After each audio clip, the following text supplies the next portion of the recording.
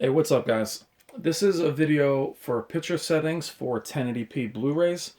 Why do a video for 1080p Blu-rays is that most of you are still watching 1080p content, whether you like it or not, unless you're streaming native 4K content or you're buying a ton of 4K Blu-rays. The majority of your collection is typically 1080p. And what a lot of you guys are struggling with, and what I'm getting a lot in the comments, not just about the Sony 900E, about even their OLEDs, is their previous display looked better. Their plasmas looked better. I've had people in the community recently say, my Sony, my Samsung for 3 or 4 years ago looked better than the TV that I have now. Now, I can't even disagree with you, and in some cases, you may be right. But there are a few things that are at play before I get into the settings. Number one, which should be obvious but isn't, is that you might be moving up in size. If you're going up 10 inches in size and you're in the same seating position for 4K content, native 4K content, you can be as close as you want. But if you're watching upscaled 1080p content, guys, being closer is only going to bring out some of the grain structure, some of the flaws that were in the 1080p source that you didn't see before. Secondly, the settings that are on your previous displays may have maxed out at 300, 400 nits of peak brightness. So even though in our minds the LEDs, and especially the plasmas from 3, 4, 5 years ago, even though in our minds they're very, very bright, they're nowhere near as bright as these displays, especially if you have the 930 or you have some of the Samsung QLED line. Especially if you have a 930E or a Z9D, your display is 3, 4 times more bright than the ones you remember. The next one is also your memory. All of us in our memory have, in my mind, some 360 games look a hell of a lot better than some Xbox One games. And if you put them side by side, you're not always going to see that to be the case, but that's more of a mental aspect. But I think once we purchase the display and with the marketing, we're hearing 4K upscaling. Now, very, very important, guys, that upscaling is not magic. We've had a few videos about this before, and the difference between upscaling and downsampling, where downsampling is bringing a display that is, say, 1080p, giving it a 4K native source, and then downsampling it to 1080p. Makes a nice clean image on a 1080p source. That's not what upscaling does. Upscaling basically is filling in the pixels to make it fit a larger screen. And that's really all it does. Now, in some cases, say animation, it does look pretty stunning. On movies, though, you can see macro blocking, you can see some noise, you see some static, green, and it doesn't seem to make sense because the marketing is telling me that this is an upscaled image from 1080p. Shouldn't it look better? And guys, it isn't always the case. Now, I wish I could show you these things in motion. However, due to copyright, these videos get taken down. They take a week to go back up, and it doesn't always work. So, unfortunately, you're going to look at a still image. This is Oblivion on 1080p. I picked this film because it's actually a pretty grainy film. It's a good looking movie, but it's a pretty grainy film. A lot of noise in it. Now, before we get into the settings, guys, those of you that are buying these displays right out of the box, I know that we get stuck on these numbers. Again, peak brightness. And what we want to do is push every setting to the max. And sometimes even turn things up even higher to try and get that bright, brilliant picture that we've all been promised. The issue is, guys, is 1080p movies that were on Blu-ray were really not intended to be watched at 1,000 nits, 1,400 nits. I don't know about the whole remaster or mastering it or what bits they are. I'm not interested in that. I'm telling you what, by your eye, when you pop on a TV that, say you had a 65-inch LED, or a 55-inch LED from a few years ago, a 42-inch LED or plasma, and you purchase a 55-inch LED 930E super, super bright, yes, on some content, your mouth is going to hit the floor. But on the majority of the content you have, a lot of the 1080p videos you have, you might be disappointed. One, you'd be disappointed because of blooming and artifacting. Again, you're talking about displays that were trying to control all this brightness, where years ago your edge lit displays were, for the most part, lit from the side, keeping your black bars black. Well, the last few years, in order to maximize peak brightness, the LEDs were placed at the top and the bottom, which caused flash lighting. And a lot of you guys are seeing blooming and things like that for the very first time, and you have no idea what the hell you're looking at. You're like, what is this? This looks awful. My black bars on my LEDs, my Visios, they were still black. And you're not wrong. I'm just saying, keep in mind that those displays were 400 nits, 300 nits. They weren't HDR compatible. So with HDR and with these higher peak brightnesses, they are also, they're just messing with the picture a little bit, and your settings have to be separate for content that doesn't take care or doesn't use HDR. So this is custom on the Sony 900E, and though it looks brilliant in this picture, I will tell you that in motion, it is a very noisy mess. So into the picture settings, this is what a lot of you guys have.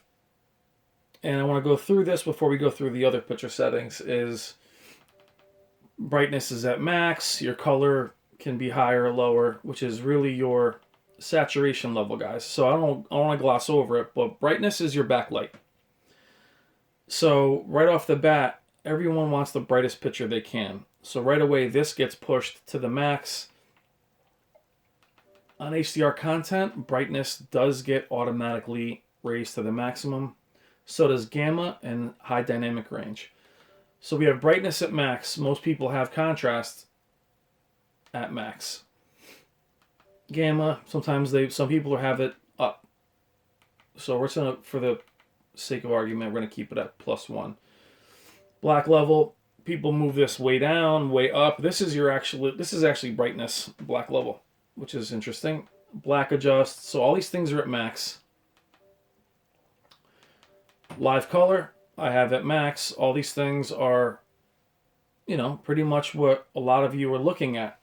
Now, on a 4K movie, this might look good, and it might look good to you on a still image.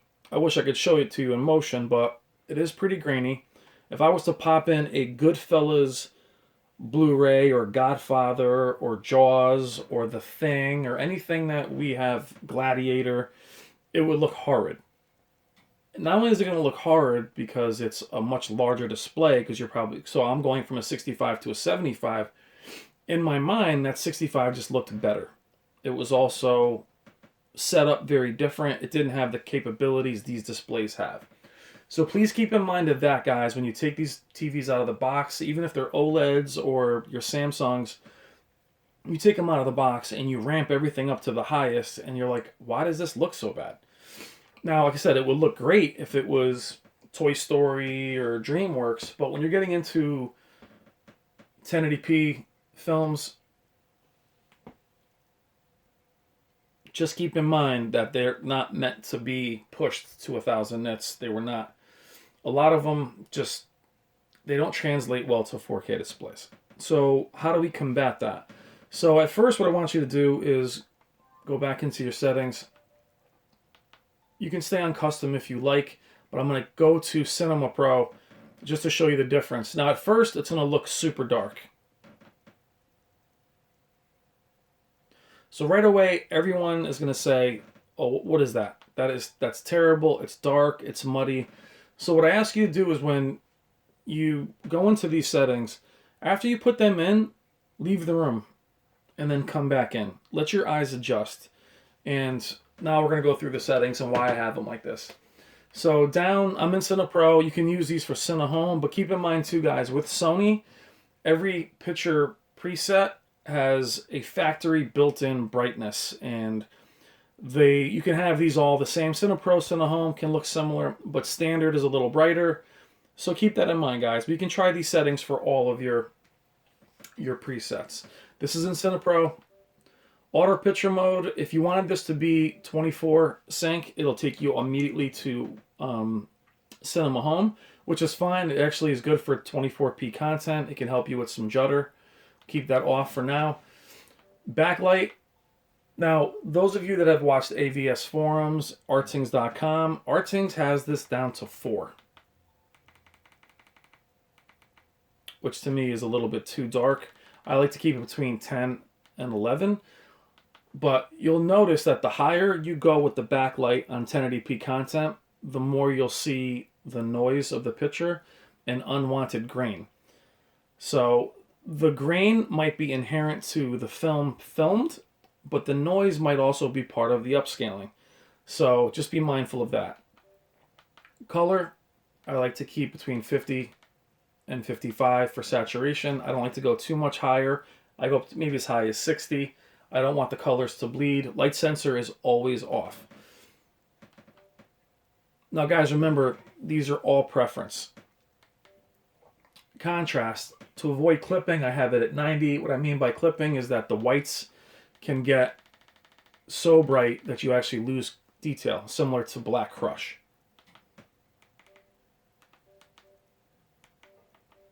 Sorry, back to 90.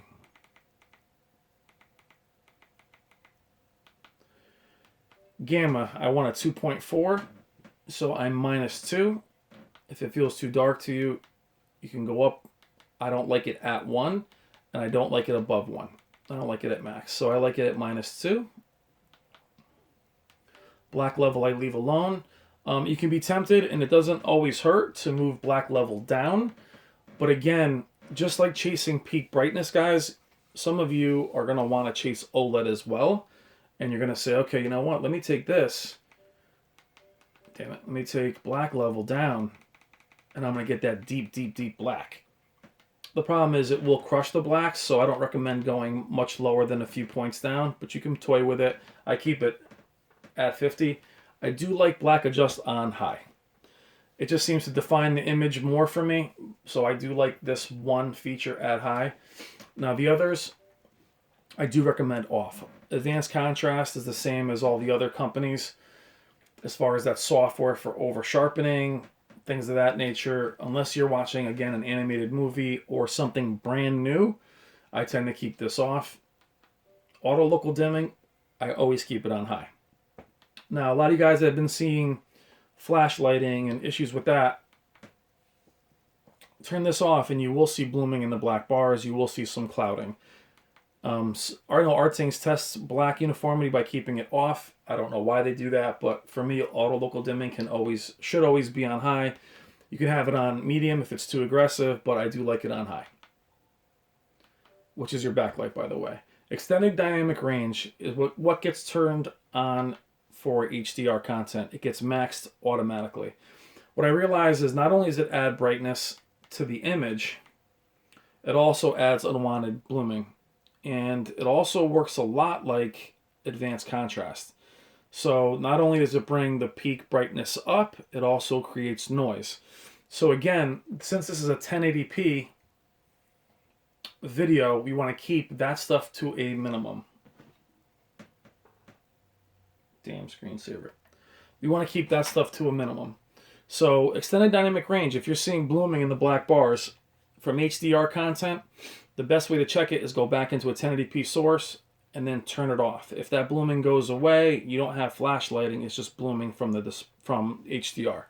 So I would keep this off if you're not watching HDR content. And even in gaming, guys, you'll see, and I'll do a video on that, you'll see that it creates sometimes unwanted noise and it can make the picture look a little grainy.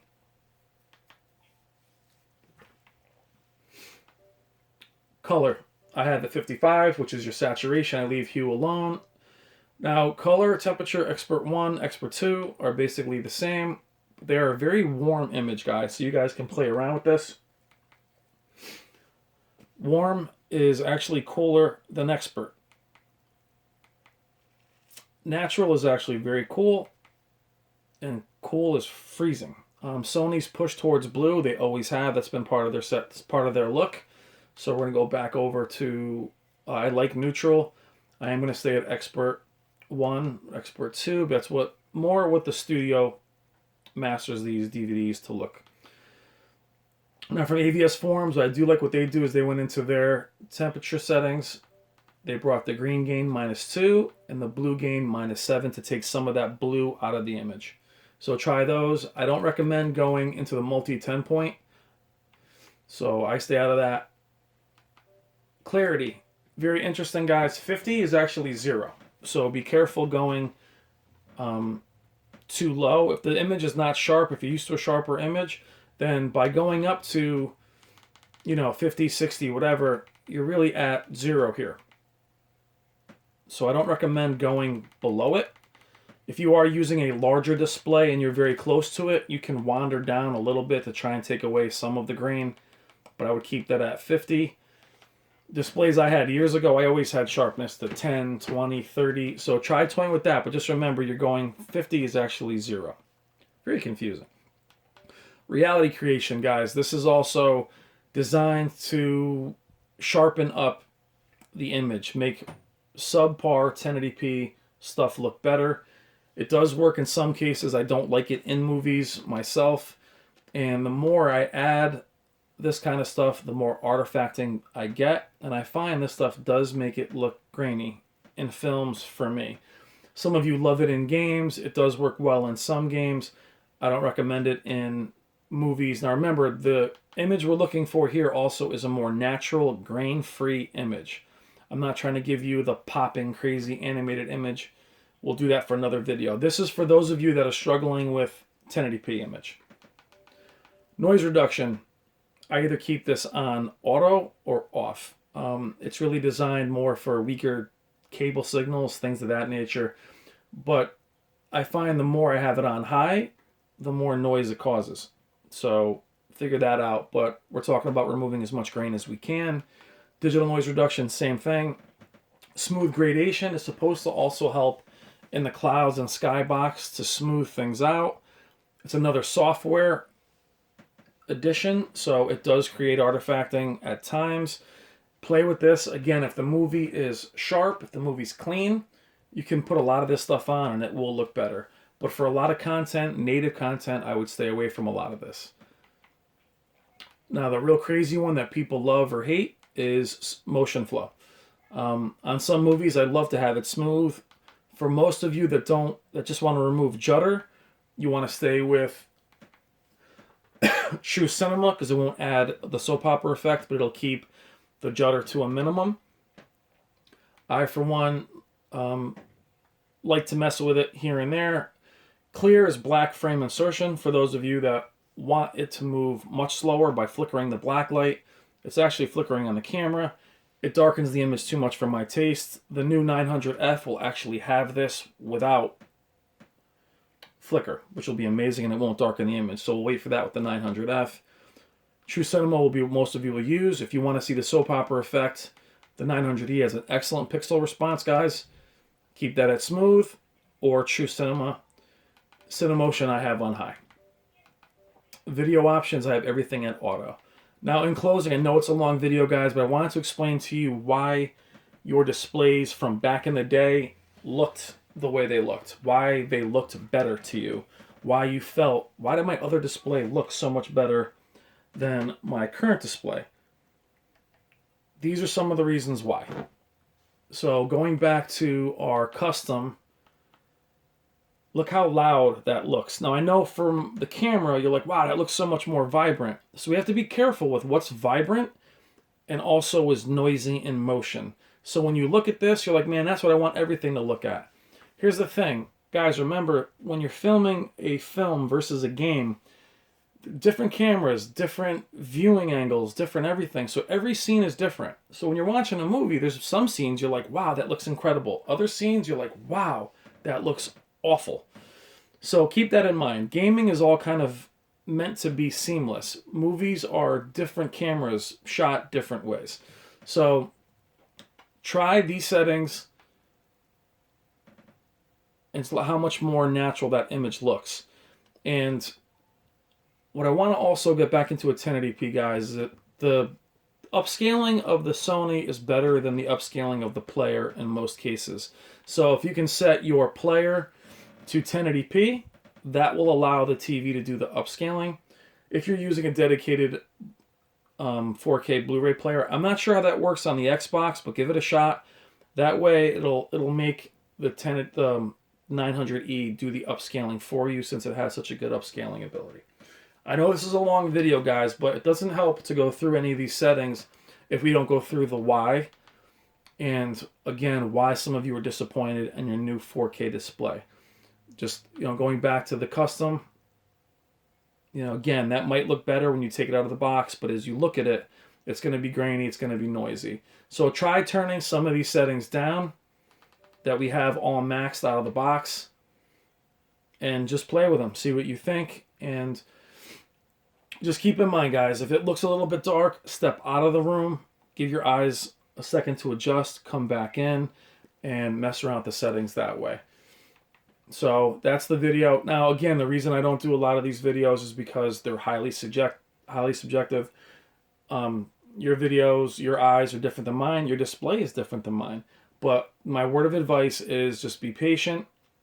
And I know we're all worried about making the wrong purchase. But as long as your displays don't have defects, try messing with some of these settings, turn some of them down, and I think you'll be much better off. So sorry for the long video, guys. Thank you as always, and check the comments, because some of the guys will have